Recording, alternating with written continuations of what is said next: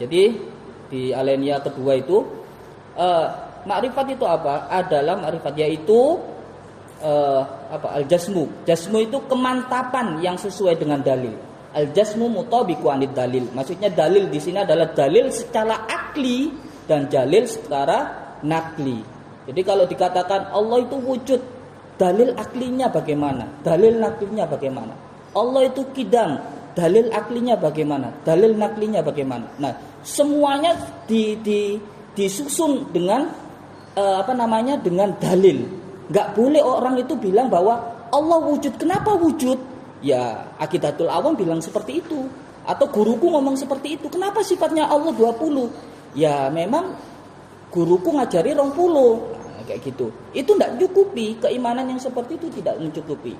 Kalau orang bilang seperti itu namanya iman taklid.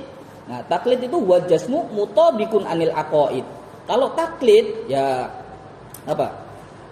yaitu kemantapan yang sesuai dengan kaidah-kaidah keimanan. Artinya dogmatis. Nah, anak itu didogma bahwa pangeran itu sifat wajibnya 20 nak, sifat jaise 1, sifat mustahilate 20. Nah, itu namanya dogma.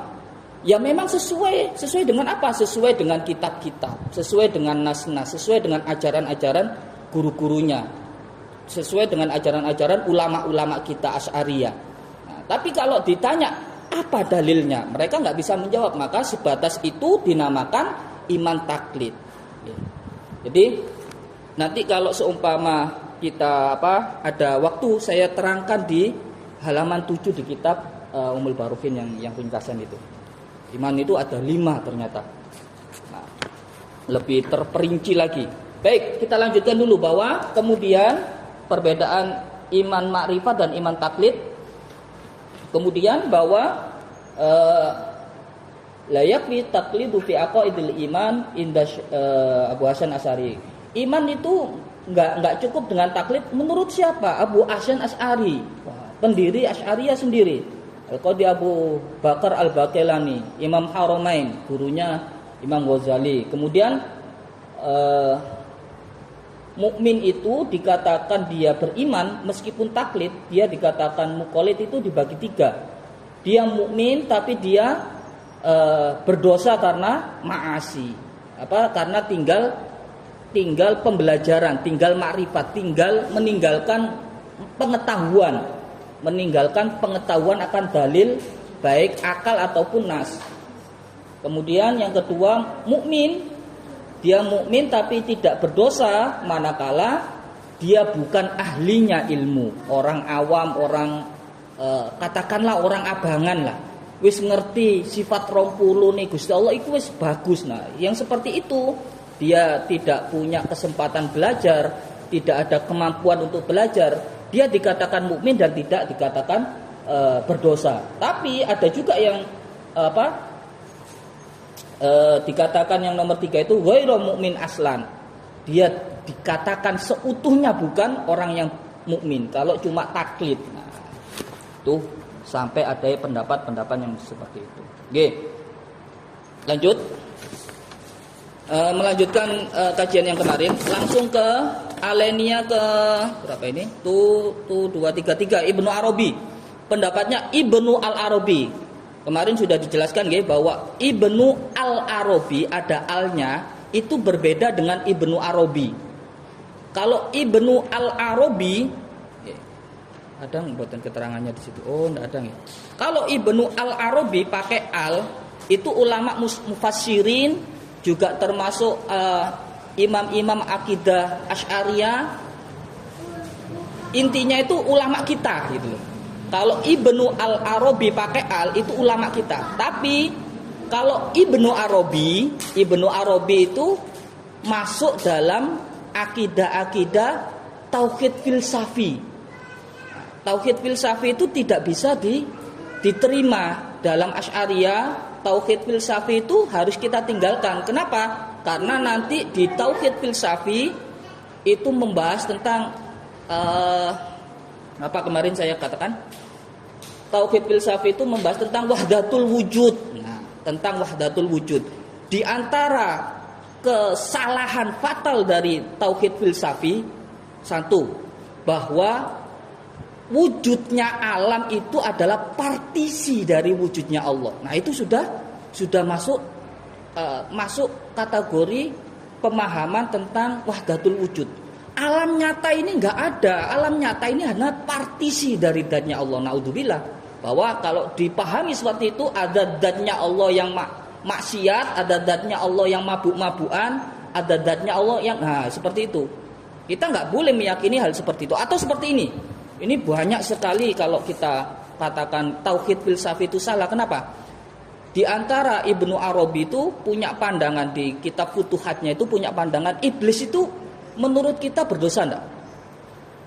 Iblis itu kan dikatakan fasajadu gimana ayatnya?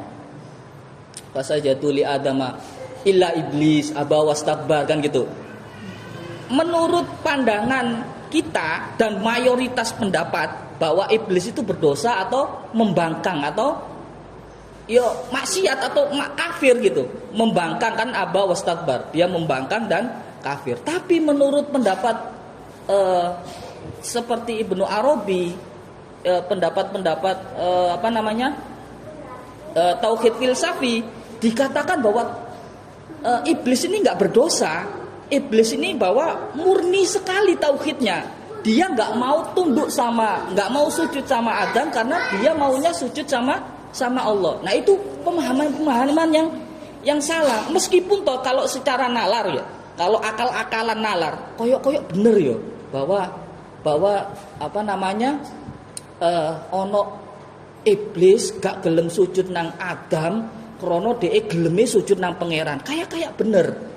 Padahal dalam nas-nas yang ada bahwa memang iblis ini ya terlaknat gitu loh. Memang iblis ini dilaknat dan memang aba wastakbar, sombong, membangkang dan wastakbar. Nah, terus banyak sekali kekeliruan atau kesesatan tauhid filsafi. Akhirnya apa? Ahli sunnah wal jamaah tidak bisa menerima tauhidnya Ibnu Arabi. Maka Imam Ibnu Arabi tanpa Imam Ibnu Arabi juga Syahrawardi, juga siapa lagi? Al-Hallaj, itu keimanannya, ngapunten nggih, kita bahas fan keilmuan tauhidnya tidak bisa dikatakan sebagai iman Asy'ariyah, karena Imam Asy'ariyah tidak dibangun seperti itu. Kalau seumpama pendapat tentang ketasawufannya, tentang fikihnya boleh kita ambil, tapi dalam hal tauhidnya kita tidak boleh mengambil dari orang-orang yang berpaham tauhid filsafi. Makanya di aswaja kita, di ke-NU-an kita itu diberi bekal bahwa tauhid kita itu mengikuti Imam Abu Hasan Asy'ari dan Imam Abu Mansur Al-Maturidi, atau sepecah-pecahannya mereka. Nah, apa sih bedanya Abu Hasan Asy'ari sama Abu Mansur Al-Maturidi? Nah, kan kita kan selama ini iman kita ngikuti Asy'ari, Al-Maturidi, tapi kita nggak pernah tahu perbedaan keduanya, kan gitu. Nah, nanti dengan belajar seperti ini kita akhirnya tahu apa sih beda tipis tapi tetap dalam koridor ahli sunnah wal jamaah yang kita pelajari. Ada perbedaannya. Nanti di wujud nanti baru ketahuan apa perbedaan dari keduanya. Baik, kita lanjut lagi. Jadi menurut Ibnu Arabi, pendapat bahwa Allah itu dapat diyakini dengan taklid itu adalah pendapatnya ahli bid'ah. Wong-wong sing ngomong wis sing penting iman, gak usah detail-detail, itu pendapatnya ahli bid'ah. Dan ucapan seperti itu pernah saya dengar sendiri. Belajar tauhid itu gak usah jeru-jeru. Nah, itu pendapat ahli bid'ah. Nah, redaksinya bisa diketemukan di Al-Mutawasid, kitab Mutawasid membahas tentang i'tiqad. Kemudian alinea 2, 3, 4. Alinea keempat, apa sih definisi pemikiran itu? Nah, sementara definisi Rosem dari Nador, pemikiran itu apa? Ini. Wal fikru murattibun fi nafsi ala tariqi yaqdi ilal ilmi al-dhanni. Jadi adalah proses berpikir Nah, ini perlu kita garis bawahi. Apa sih pemikiran itu? Kita ngomong harus didasari dengan pemikiran. Apa pemikiran? Proses berpikir yang teratur dalam hati berdasarkan metode yang dapat mengantarkan kepada keyakinan ataupun pada dugaan bagi pelaku.